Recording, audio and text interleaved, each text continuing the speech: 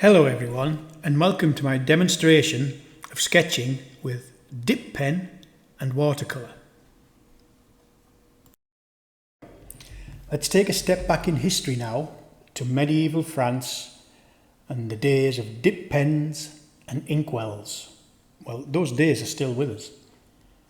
I have a 17-minute video demonstration here which combines the beautiful technique of dip pen and watercolour. And in all 17 minutes, I never spilled a drop of ink, which is always good. We're going to the medieval hilltop village of Saint Felix-Lauragais in southwest France. We've got old buildings in the hot sun, a medieval square, and most importantly, a cafe. Okay, here's my 3 drawing rules of thumb. Firstly, start inside and work outwards. And you can see here we've started with the window that's above the cafe. Secondly, keep the pen moving. I have a mantra, keep the pen moving, keep the pen moving. And I don't want my lines to become slow and deliberate. I want to see the energy in them. Finally, draw what you see, not what you think. So I'm not going to draw the full house and then move on to what I see as the full tree. I'm just going to move around the page, drawing the shapes and angles that I see. Try to keep my mind out of it. You can see here, basically I've got a long bit of wood with a metal nib stuck in the end, and I'm dipping it in some black ink. There's so many varieties of nib. I've chosen a very fine one. I like a very fine one here. I have a selection. You can get some that are really thick, like calligraphy nibs. And it's just personal choice. I really like this one. The nibs are very inexpensive. The whole kit there is very inexpensive.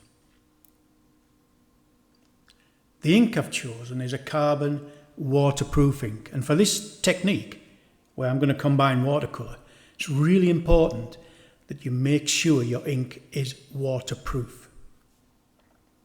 It's a lovely black ink. And if you try this, you're going to be amazed by a couple of things really. One is just how much ink seems to be loaded in the nib after you've dipped it in the ink. You seem to be able to go for a long, long time. It's very difficult in this speeded up version of my drawing to see me going to get the ink, but believe me, it's not very often. And the second thing is, you'll be amazed just how beautiful the lines are. Really important that you have a soft touch. Keep the pen moving, hold it lightly and glide it across the paper. Work quickly. Never ever worry about mistakes. There's a issue of should we do pencil first and then the ink, and it's completely up to you. A lot of people, maybe most, will do pencil first. In my 20 years of outdoor working in France, I've just got myself very used to going straight in with the ink. So I go in with my ink. And remember I said earlier, never worry about mistakes. I don't worry about mistakes. If they happen, they happen. There's a watercolour artist, Alvaro Castañer, and he says, there are no mistakes, there are only meant to be's. So for you, you're going to be amazed when you pick up this kit. And secondly, do you do pencil first? It's perfectly fine to do that. I do come a cropper sometimes and end up wasting pages because I have to start again because I can't remove the first mark that I've put on. But generally, I like the energy and I like the rush you get from just going in with a pen and saying, this is what I'm going to do. I'm going to work quickly. I'm not going to worry about mistakes and I'm just going to go for it. I'm going to give you a David Hockney quote and then I'm going to tell you why I love it so much and how it applies to this technique. And he said, with watercolour, you can't cover up the marks. There's the story of the construction of the picture, and then the picture might tell another story as well. And I think what he's saying there is that at the end, we want to see these lines, that energy, appearing under the watercolour, so we see how we constructed the picture. And hope the picture itself will tell a story. Okay, my drawing's finished, it's dried, and I'm putting on my first wash. Ultramarine blue with perhaps a mix of cobalt in it. And you can see already in this first wash a number of things. One is the ink's not moving. Secondly, I'm using a lot of water. So in my first wash, I use an awful lot of water and not so much pigment. So it's not like doing a jigsaw. I'm not going to do a little bit of the painting and then move on. I'm going to do it in layers, in washes. So the first wash is very transparent. The second wash, I start to use perhaps smaller brushes and the pigment gets thicker. The third wash, thicker again. And very often if you go past 3 washes, you end up with what you might have heard the phrase mud. So you start to lose the transparency in your picture. So I generally try to work with 3 washes, going from light to dark. Right, let's concentrate on this first wash for a moment and pick out the salient points. Lots of water, little pigment. When it dries back even lighter, and sometimes you think, well, why did I do that? But it gives a good underlay for the future washes. Lots of water, little pigment. Don't worry about colours mixing on the paper. Don't be careful at this stage, or too careful. Just get the colours on and let them run together. You can see from the way that I'm putting the wash on that I'm not going right to the edge of the page. I like that ragged appearance. I like the ragged edges on the sketch, and going back to our David Hockney quote, they seem to speak to the way we've constructed the picture. So in this wash 1, just to recap, biggest brushes, most water, not so careful. I'll talk a bit about the colours. The house in the back there that I'm doing is slightly in shade.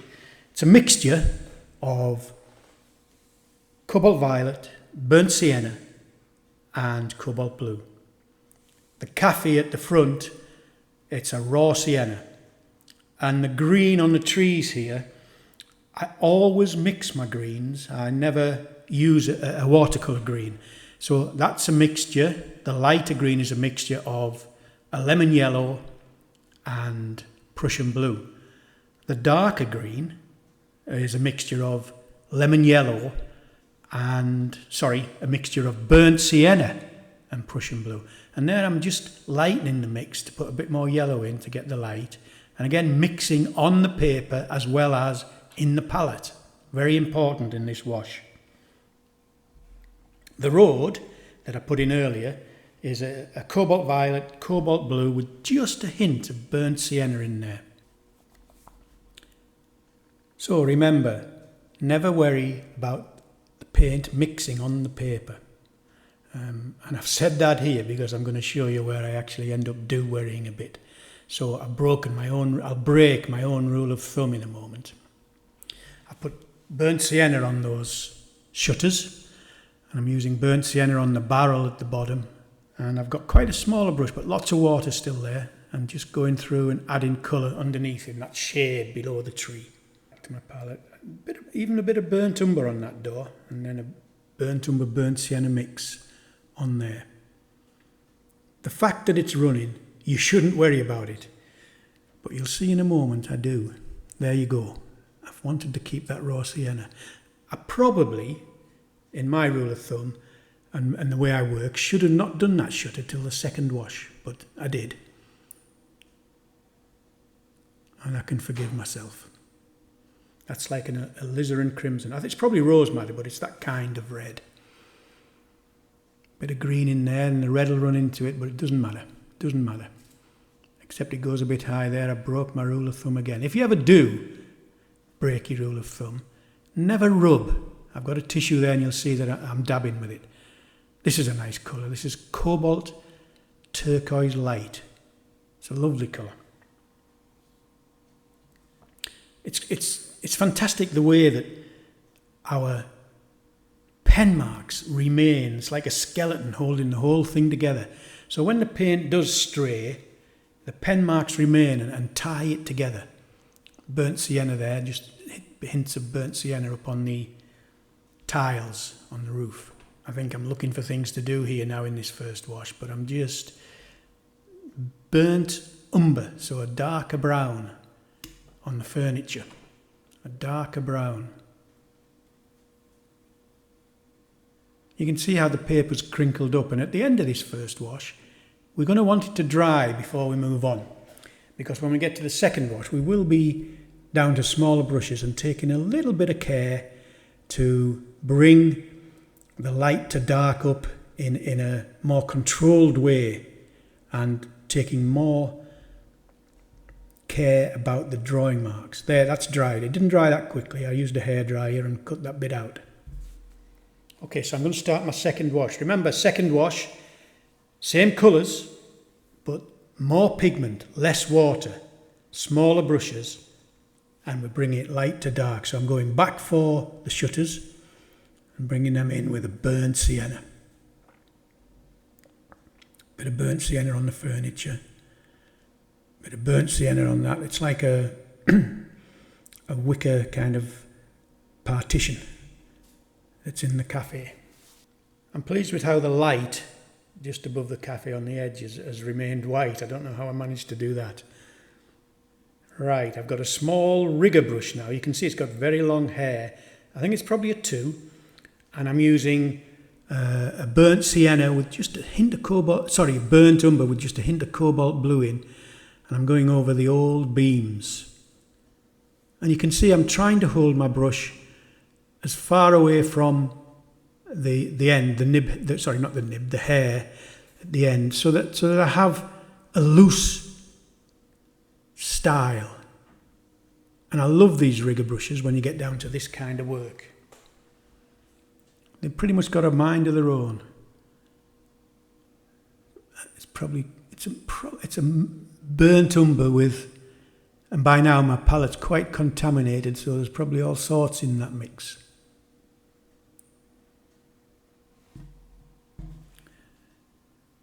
I'm just into my third wash now. The gap between the first wash and the second wash is usually quite stark, and we'll let it dry and move on.